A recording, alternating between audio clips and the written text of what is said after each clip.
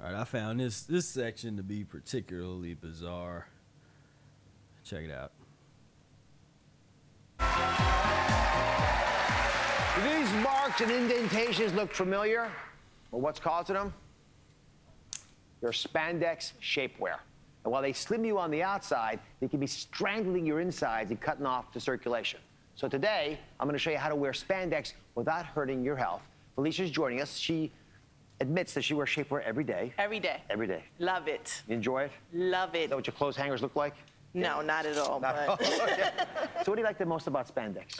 I love that it gives me a Beyonce look. So not B, Beyonce look. Beyonce. So I'm still Perfect. a plus size, voluptuous, toned vixen in my shapewear, and that's what I love the most. I like you to be a vixen. I enjoy that. I'm told that maybe you'd be willing to play a little game with me. Of course, Dr. Oz. Thank you. Vixen you. Yes. I'm going to wrap you up as though you had on shapewear that's maybe as tight as some of the members of the audience or at home might wear. Being wrapped is going to represent. There we are. Now. Okay, now twirl, right? I'm sorry? Get my twirl on. Get your twirl. I'm not. We're going to first show the places that this wrapping tape mimics spandex and you put it on too tightly. Okay. So we're first going to go to the most common area, which is the waist area. Start right there. You can start right there. And wrap yourself up nice and tight. There we are. Good, good, good, good, good. Yeah, you're a spandex mummy. All right, there. Little higher, little higher. Come on, come on, come on. Clap. Come on, Yay. come on, come on, come on, come on. Oh my goodness, oh my goodness. Good before. And whoa, that's it. All right. We'll stop you right there. Not a kung fu master. How do you feel in that? I feel wrapped. Wrapped. All right, can you walk for me a little bit? Can you jump up and down a little bit? No, you're doing okay. Come on over here. I'm going to show what happens when you put on spandex. It looks a little uncomfortable. Just a little bit. All right. So this is what happens when you're wearing spandex that's too tight inside your body. Here's a spandex here. Let's say you really got it tight around the thigh area. You literally constrict it so much that you get some swelling down there. I'll show you why in a second. But look at the veins. Inside the veins, the blood is being restricted. When the veins can't drain the blood, guess what? The blood accumulates there. The veins literally start to engorge a bit. The blood then begins to... All right, so, I mean, the point about wearing, I'm all for loose-fitting clothes.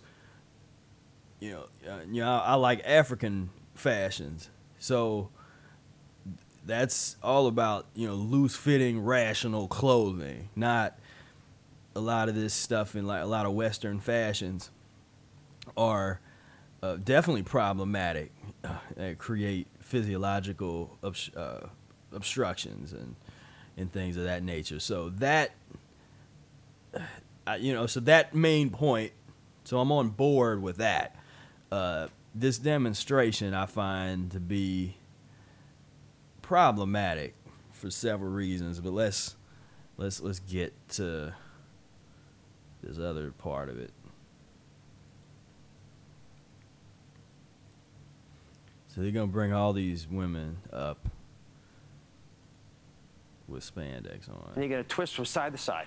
Twist from side to side. Side to side like this. Back. Arms out all the way. Go. Back, back and forth. Now, the top of your spandex should stay pretty flat. You should not curl over, and you shouldn't have anything curling over it. All right? We don't want any of that muffin top coming over. So let's look over here. Let's just examine it. So what do you think so far?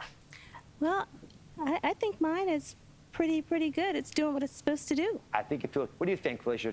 Anybody here? They all look pretty good, don't they? Yeah, they all These all fitted perfectly. Good for you. Now, the second test, I won't have a seat. I'll hand it to me in a second. Okay, now, put your right legs, ladylike, over your left legs. You sit down. You're going to check to see if there's a crease being created by your spandex into your thighs. Go on, let me see. What do you think? Not this one, but I have had some that were too tight, that were pulled and cinched in the center, and actually got those creases, and it was really uncomfortable. Yeah, and no one wants to be uncomfortable. Right? Did it make the people around you uncomfortable when you were uncomfortable? Yeah, I guess I was pinching and pulling. Yeah, that happens in my household a lot. All right. Okay. Do I have to say anything about this? If you know, you feminist thinkers out there, y'all could probably help me out and articulate my thoughts better on this subject, because I'm offended, and I'm not a female. About, I don't know. I don't even see this on other, like on another show. This would be considered to be very, very uncool to do, just on a whole politically correct level.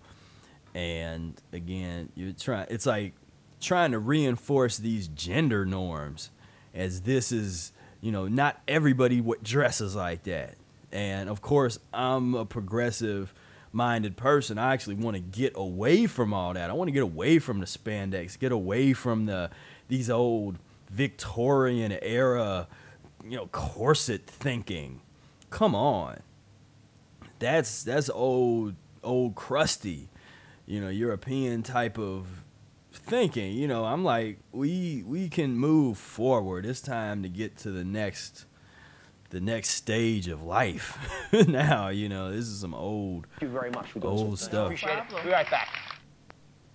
You know, and if you're comfortable, and I'm not saying if you wear that stuff, I mean, you be comfortable in what you wear. I'm comfortable. I'm just saying, I know a lot of folks that are not, you know, females that are not down for that whole way of thinking, you know, because it's not, at this point, it's time for us to actually get health together, and that becomes the outfit at that point, you know. So I don't know. I'm gonna leave that alone, and let's see. All right, it's time to play Who Wants Cholesterol Extraordinaire? Inside this barrel of foods that will help lower your LDL number. That's true for all of us. My friend Cedric, you have 60 seconds. 60 seconds. I'm putting on my dishwashing gloves for a reason. All you have to do is put on these glasses, which will prevent you from seeing anything. All right. I normally would put on a blindfold with that hat. It would be a little bit cumbersome. Oh, yeah, this is, oh, yeah. All right. He can't see.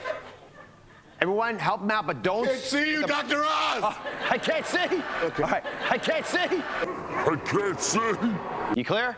All right, start the clock. On your mark, get set, go. I'll go with an easy one. All right. This is a banana. Good. All right.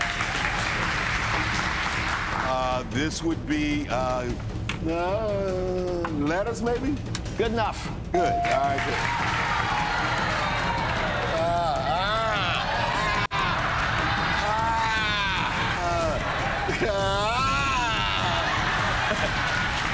I'll give you a clue. It has omega-3s in it. Okay, fish then. What kind of fish? Big. Salmon. Good salmon. All right. Yeah. I can't see. Okay. All right. See, that's the thing. Why do we have a natural aversion to dead raw fish? Not everybody, I guess, but a lot of us, fish smells like fish.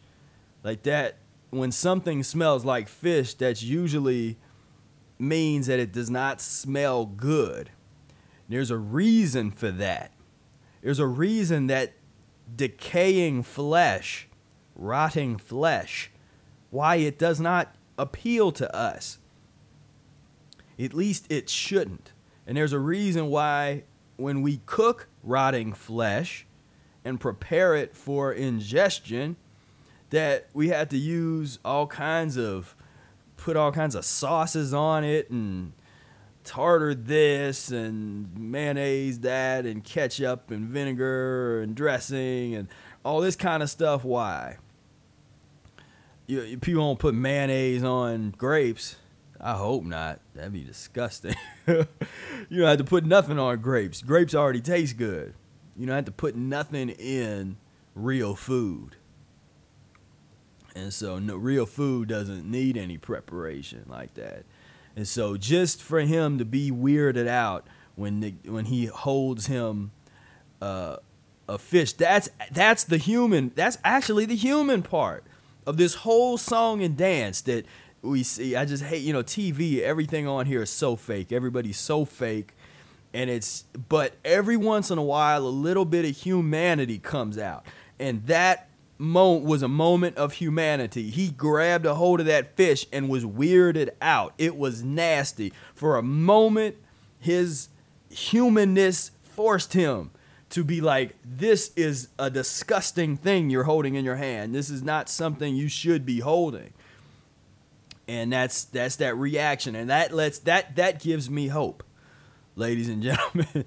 That gives me hope for humanity, that we're all not zombies. And even if we're a little zombified, there is a chance of sort of, prying in and undoing some of the damage that's been done to our consciousness as a result of pus and mucus addiction. So I want to thank you for hanging in there with me on this one. And I just had to say something about this. I really couldn't hold this one back.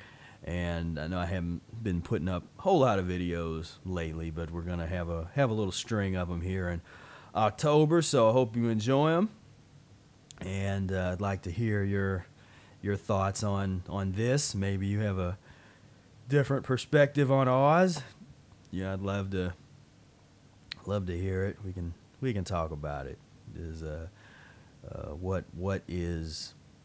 What do you think about this?